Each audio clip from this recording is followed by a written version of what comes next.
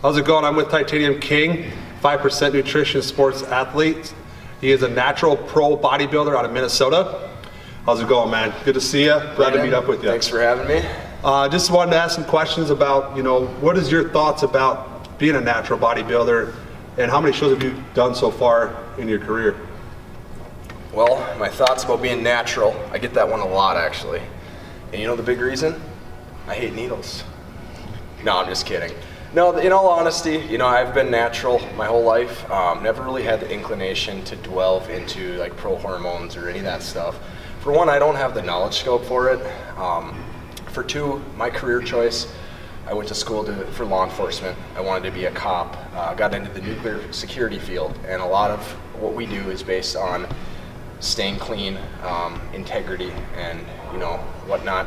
So for me personally, I don't demonize if somebody decides to go that route. That's their choice. Me personally, I just choose to be natural and really kind of push my body to where it can go naturally. That's one thing I like to do. I compete in natural competitions. Like you said, I've done shows. I've done 11 shows, 17 classes. A couple of those were actually NPC, but I've decided that natural bodybuilding is kind of my calling. Being a natural pro, I like to compete and really kind of present more of that Frank Zane type physique, or that symmetry, conditioning, and posing to the stage. So again, we're all in this together. Whether an athlete decides to go that route or not, we're all working hard towards our goals, and that's what's important, in my opinion. I agree with that. I know that I've met you through the fitness world, and obviously you're a 5% nutrition sponsored athlete. What's it take to get to be on the team and to be able to represent, probably I would say myself, one of the best teams in the planet, 5%? Right, and this is the number one question I get. I know when I was at the Arnold Classic this year, people ask me, how do I get sponsored? How do I get sponsored? And I'm going to give you the rundown right now. I'm going to tell you how I did it. When I first started, I didn't have an Instagram following. I had a YouTube channel, and I thought that would be sufficient enough to get sponsored. So I did approach Rich at the time at the 2014 Arnold. And Rich gets asked this question so much. You could tell he was just kind of like, how many followers do you have? And at the time, didn't really have any. So I really worked hard on my Instagram. I posted 10 to 15 times a day. I mixed up my content. That's a huge one that I can advise people to do. A lot of these people out there post just the same thing over and over and over. Recycled content. Mix up your content. Post what you're eating. Post your workout. Post a professional picture. Post something motivational. Maybe something that post your friend that's working out, or your girlfriend, or your boyfriend. Mix up your content. Don't just make it all about self and self-glorification, because what that's going to project is that you're trying to help people out, help people grow, and you're also trying to, get other people's names out there other than your own, because 5% is huge on positivity and teamwork, and I can tell you that right now. So if your goal is to get sponsored by a company like 5%, build your content, be positive, be supportive of others, and don't be afraid to get dirty. You gotta post, and you gotta be willing to apply. And when you're going to a company like 5% or any other supplement company, make sure that you're kind of pushing out almost like a resume. What do you have to offer? How many followers do you have? What have you done? What have you accomplished? And how will you benefit the company? That's a huge one. So with that in mind, put in the work. Make sure you're using 30 hashtags that are relevant to what you're posting, because that's going to market you as well. And don't be afraid to post. You're going to annoy some people, but you got to realize Instagram is different than like a Facebook. You're marketing to people that want to see that sort of content. It's all about hustle, that's for sure. When I kind of met up with you and saw you on Instagram, you have an Instagram name of Titanium King. What brought you to that name and even thought about it? Yes, so Titanium King, obviously it's a play on my name, the first portion with the Y instead of the I in titanium.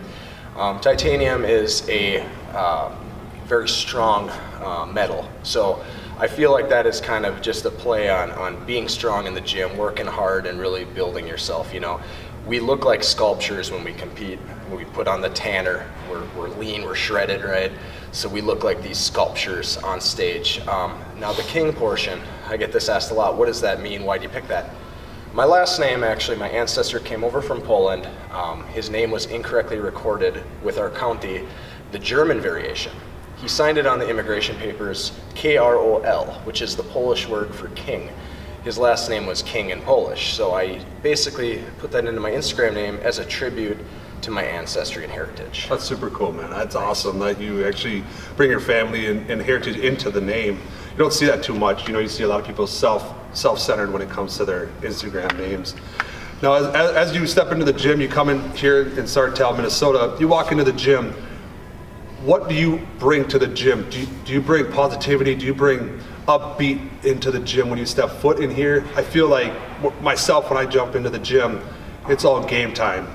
And do you feel like you bring that to the gym here when you step into the gym? Well, I certainly sure as hell hope I bring positivity to this gym. I know at times when you go into the gym and you're working out, you got your headphones in, you can kind of project this angry kind of face, right? But we're all in the zone.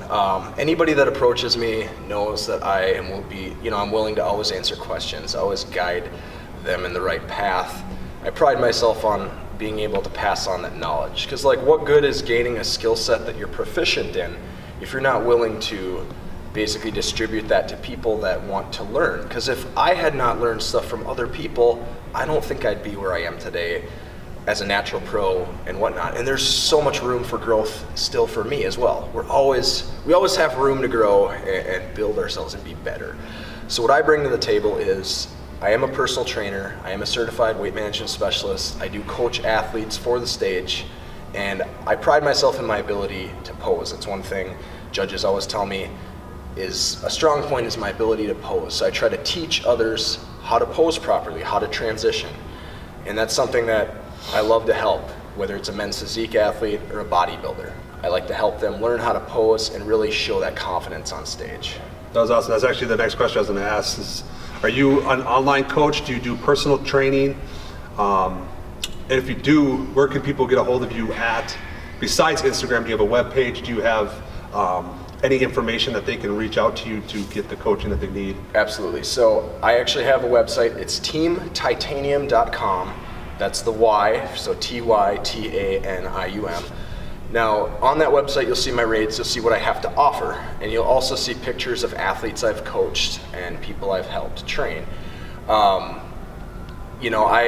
try to help others, whether it's locally or online. So I might coach somebody from out of state, or if you're around the area, I have clients that are from St. Cloud area, and if I see them in the gym, I go right up to them like, okay, let's tweak this. Your form could be a little better on here, and I try to really implement that ability and correction in field. So it's kind of a cool dynamic to get out of the commercialized gym setting and do it on your own and really kind of build your own business on the side. I work full time, like I said, so this is something I kind of do more for the passion of it than the profit. Cool. I kind of hear that you're preparing for another show. When is your next show going to be and where at? So my next show is actually going to be my natural pro debut. It's going to be in Duluth, Minnesota. An individual named Leif Anderson, who also happens to be my prep coach. He helped coach me to get my pro card. I hired him again.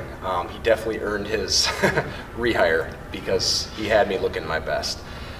His show is actually middle of October, October 13th, 2017, Duluth, Minnesota. It's called the Minnesota Mayhem. This show has arguably one of the biggest payouts and prizes of any natural show you'll see in the United States. So it's going to be bringing in some big names. So I don't expect to go in there and clean house. I think it's definitely going to be a learning experience. It's going to be humbling, and that's okay. Bring it on. I'm okay with being a rookie all over again. And that's the mindset you got to have. You can't just go in there all pumped up and think you're going to take first, because there's always somebody that looks better than you, no matter where you're at. Right. And I feel like I've done shows, and you walk in the backstage, and there's times where you're like, ugh, what am I doing here? Right. When you go backstage as a natural bodybuilder, and you look at these other competitors that are up against you, what do you look at when you look at them? What's the first thing you notice on somebody? Well, I'll tell you right now, going into a show and really concerning yourself with who else is there is the wrong move, and I've done it. I've done it before. An individual named Brian Birkland was my main competitor for 2 shows, and he got first and I got runner-up. And what was I focusing on in those 2 shows? Him and why he was there, right? Once you kind of decide to put on those blinders and that peripheral vision and not care about what's around you is when you're going to bring your best. Because a lot of times you'll see guys backstage and you'll say, oh my gosh, they look huge. But the reality is you look big too, or if not bigger, right? So focus on you, get in the zone, and let the posing and let the stage time do the talking. That's all I can say. What is your best body part that you have that is very strong, that stands out from other people when you do compete? Where do you feel is your best body part? Well, I guess I'll throw this to pose. My best pose is definitely the side tricep because my chest maintains its size as I diet. It doesn't really seem to lose size as much as other areas. Obviously, when you get shredded, you do lose a little bit of size. Yep.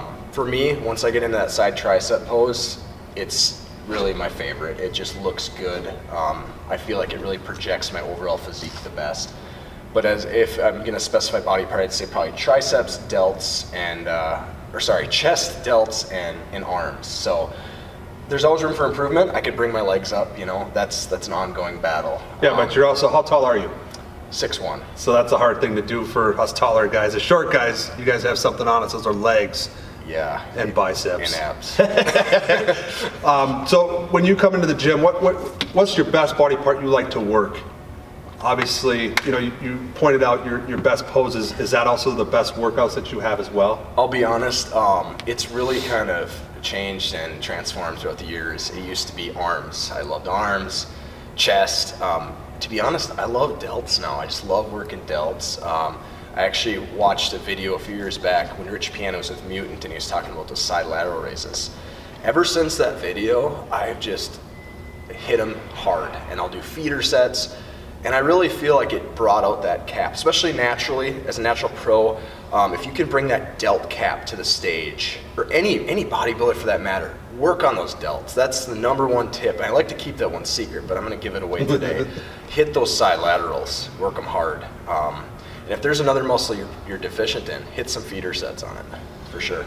What would you give for your best knowledge if anybody were to ask you, when they come up to you in the gym or even in public? I'm sure you get a lot of people that come up to you, wow, you must work out, you look fit. What's the best knowledge that you could give to somebody that is new, that is just getting into the fitness? What would you give them as a tip? Would you say it's your diet first, your workout plan, just focus on going to the gym 5 days a week? What would you do and say to somebody that came up to you and asked you for tips? The #1 tip I'd give anybody has nothing to do with anything you said.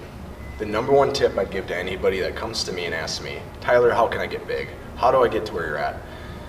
For one, don't expect instant gratification. That's my #1 tip for people. Be congruent. Congruent is you're hitting the gym. You're not just talking the talk. You're going and you're walking the walk. You're making that time to get into the gym, and you're staying consistent, because a lot of people, they come in like the New Year's resolutioner stereotype.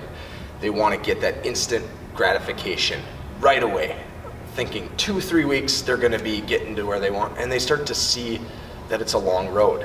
It's not A to B, it's A to D to C to G to, you have to jump through different barriers to hit your goals. But if you ever hit a plateau, take a picture of yourself from day one. This is something Greg Plitt said. Take a picture of yourself from day one, look back on it, and see, wow, what I am doing is working. I may be hitting a plateau right now, but you know what? I'm a hell of a lot better off than I was on day one. And remember that, because it's not a straight line to your goal. You're going to run through mud and back to reach the higher ground. So awesome. So I'm going to ask you, do you roll with the 5% products, and what is your pre-workout and protein that you take? Well, absolutely. 5% obviously is my sponsor. I love, my #1 favorite pre-workout is actually Kill It, because of that pump-inducing effect it has. So I normally will do a scoop to a scoop and a half of Kill It, and then I'll usually maybe throw in a half scoop of 5150 to a full scoop. Again, that's a lot of caffeine, so don't just jump into that. Right. This is what I do. I'm not saying that you should do that. Yep. Otherwise, one or the other. Like sometimes when I train legs, I'll just hit 5150. Sometimes when I hit delts, I'll just do Kill It. It really depends. As far as my BCA supplementation, obviously, I do utilize All Day You May, but I do it a little differently. instead of drinking it throughout the day, I actually will have all 4 scoops during my training exercise. So I'll be just drinking that and just letting those nutrients hit me while I train, and helping me recover. And I've noticed definitely a decrease in soreness since doing it that way versus when I would drink it all day. Either way is obviously going to be a way to get it into your system, but I prefer to utilize it and then eat my real food throughout the day. So awesome. Well, I really appreciate you sitting down with me, answering a few questions. Again, this is Titanium King. He's going to be doing his pro debut October 13th. Look out for him.